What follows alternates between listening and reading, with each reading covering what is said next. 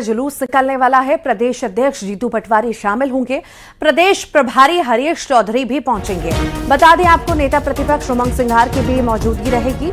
शाम 5 बजे कांग्रेस का जुलूस ये शुरू होगा। जीत के बाद शक्ति प्रदर्शन की तैयारी कांग्रेस की ओर से की गई है और जश्न आज कांग्रेस मनाने जा रही है दतिया में।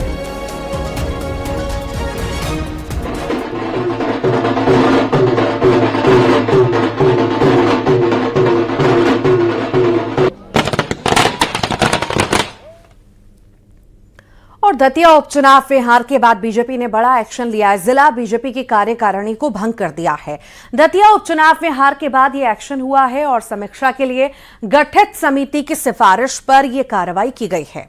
बता दें आपको कि उपचुनाव में हार के बाद यह बीजेपी ने बड़ा एक्शन लिया है। बीजेपी की कार्यकारिणी भंग कर दी गई है। दतिया उपचुनाव में हार के बाद यह एक्शन देखने को मिला है। समीक्षा के लिए गठित समिति की सिफारिश पर यह कार्रवाई की गई है।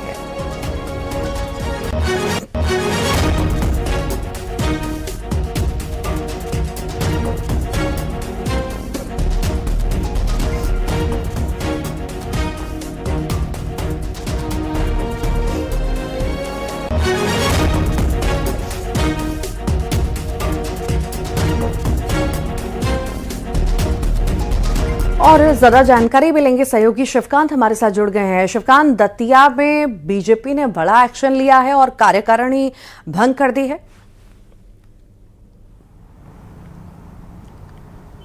जी हाँ, बिल्कुल।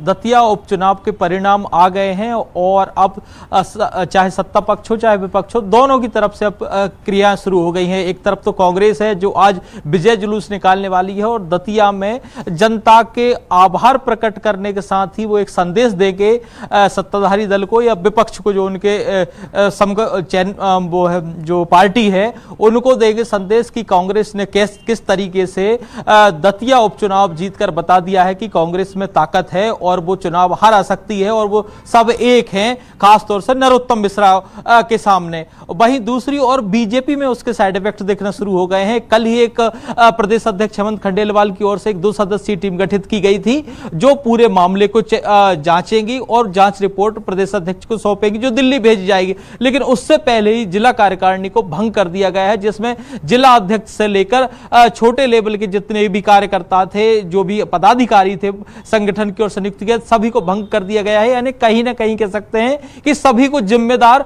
शुरुआती तौर पर तो उन्होंने मान लिया है। अब देखना होगा कि केवल कार्यकर्ताओं पर ही कार्रवाई होती है या वो नेता भी नपेंगे जो जिम्मेदार है, खासतौर से जिन्होंने इनको निर्देश दिया होगा। क्योंकि हेमंत खंडेलवाल ने साफ तौर पे कहा था कि अनुशासनहीनता बर्दाश्त नहीं की जाएगी, चाहे कोई भी हो, और उनकी हम जांच कर रहे हैं। कल आशुतोष तिवारी भी पहुंचे थे सीएम हाउस में, जो बैठक हुई थी समीक्षा बैठक, और सबूत लेकर पहुंचे थे। उन्होंने कहा था कि भीतरघातियों ने उनको चुनाव हराया है, नहीं तो चुनाव वो जीत जाते। पूरी लॉबी लगी हुई थी उनको चुनाव हराने के लिए, और सबूत जब उन्होंने पार्टी के सामने रखे, वरिष्ठ नेताओं के सामने रखे, तो उन्होंने कहा था कि निश्चित तौर पर इन पर कार्रवाई होनी चाहिए। और उनको आशुतोष तिवारी को आश्वासन भी दिया गया है कि जिन्होंने भी पार्टी में हित में काम नहीं किया, प्रचार में काम नहीं किया, आशुतोष तिवारी के पक्ष में काम नहीं किया, उन पर एक्शन लिया जाएगा। और उसकी वानगी ये देखने को मिली है कि शुरुआती तौर पर कार्यकारिणी को भंग कर दिया गया है, चाहे जिलाध्यक्ष हो, चाहे वहां के छोटे लेवल के जितने भी संगठन के पदाधिकारी थे, उनको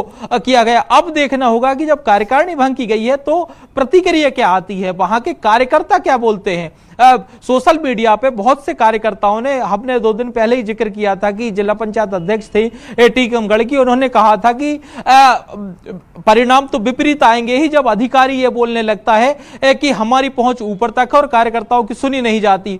तो मुखर होकर कार्यकर्ताओं ने सोशल मीडिया पे पोस्ट किया था, विरोध किया था, NH 44 जाम हुआ था, बीजेपी कार्यालय में हंगामा हुआ था, तो उसका एक्शन तो मिल गया है। अब आज अगर कांग्रेस पार्टी जो रैली निकालेगी, विजय जुलूस निकालेगी, उसमें किस तरीके की बयानबाजी होती है, किस तरीके कटाक्ष किए जाते हैं, कौन कौन उसमें शामिल होते हैं, किन लोगों का समर्थन मिलना है, उसके बाद और प्रतिक्रिया देखने को मिलेगी, जिसमें तय होगा कि किन किन लोगों पर गाज गिर सकती है। और आशुतोष तिवारी ने अपने आप को स्टेब्लिश करने के लिए एक बयान और जारी किया है कि जीऊंगा तो यहां, मरूंगा तो यहां। यानी अब वो इनडायरेक्टली उन्होंने ये बोल दिया है कि दतिया वो छोड़ने वाले नहीं है, यानी किसी और के चांस वहां स्टेब्लिश होने के नहीं है।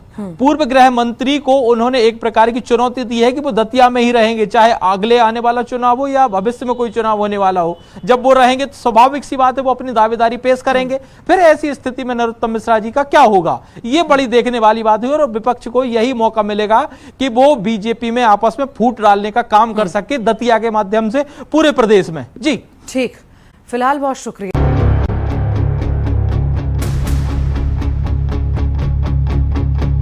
दतिया उपचुनाव के बाद अब बीजेपी में हार को लेकर मंथन शुरू हो गया है। सीएम हाउस में एक बड़ी समीक्षा बैठक हुई जिसमें सीएम डॉक्टर मोहन यादव, कई मंत्री और बीजेपी के बड़े नेता मौजूद रहे। इस बैठक में बीजेपी प्रत्याशी आशुतोष तिवारी भी मौजूद रहे।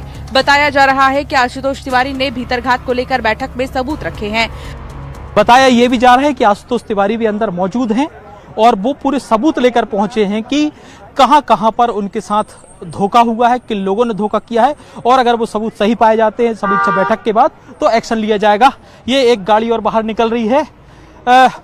ऐसी पिछले 1.5 घंटे से बैठक चल रही थी और तमाम मंत्री, 8 से ज्यादा मंत्री जो है भारत सिंह कुशवाहा भी थे।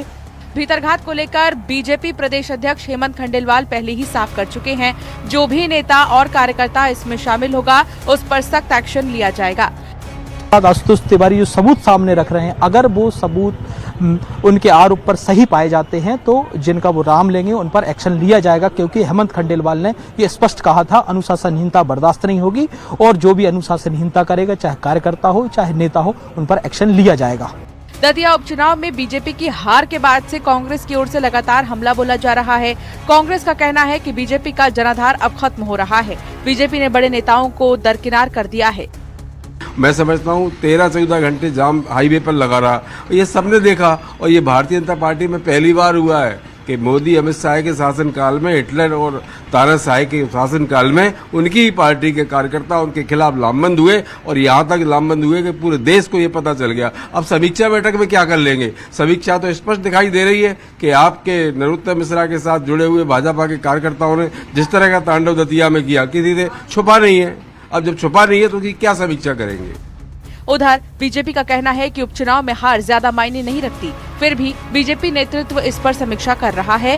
जो भी कारण होंगे उस पर मंथन किया जाएगा। मैंने आपको कहा है कि हम इसकी समीक्षा करेंगे और समीक्षा के जो भी निष्कर्ष निकलेंगे उसके अनुसार भारतीय जनता पार्टी कार्रवाई करेगी।